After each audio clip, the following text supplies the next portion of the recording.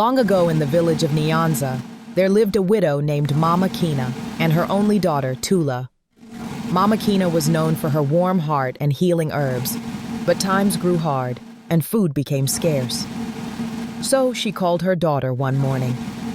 "Tula," she said, placing a calabash of water in her hands, "you must go stay with your Auntie Mbo in the distant village of Zoroko. She promised to take care of you while I rebuild what we lost." Tula, obedient and hopeful, packed her small bag and set off, following the river's whispering path until she reached her aunt's compound, a grand home with high walls and a smile at the gate. Auntie Mbo greeted her with open arms, her teeth white as cowrie shells. "Oh, my precious niece, what a joy," she said. But the joy was a mask.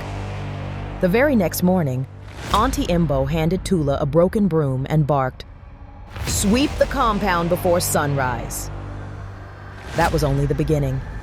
Tula cooked, fetched water, scrubbed the floors, and even worked in the fields from dawn until her feet bled. Each evening, when visitors came by, Auntie Mbo draped Tula in beads and laughter.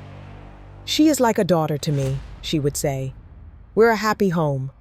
But when the guests left, the beads were yanked off, and Tula returned to silence and labor.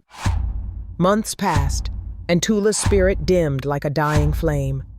But one night, as she washed pots by moonlight, an old woman with a twisted staff passed by and whispered, "Child, the mask of kindness cannot hide the sound of suffering forever." Inspired, Tula began to leave tiny signs, woven messages in mats, whispers to traveling traders, and a bracelet left with the storyteller who roamed village to village. Back in Nyanza, a tale reached Mama Kina's ears. "There is a girl in Zoroko with eyes like yours, treated worse than a goat." Without delay, Mama Kina journeyed to Zoroko and arrived just as Auntie Mbo was throwing a feast. "Tula!"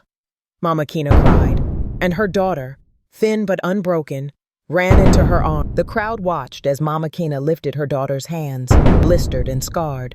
She turned to Auntie Mbo. "Your mask has cracked," she said, "and truth dances in the open now."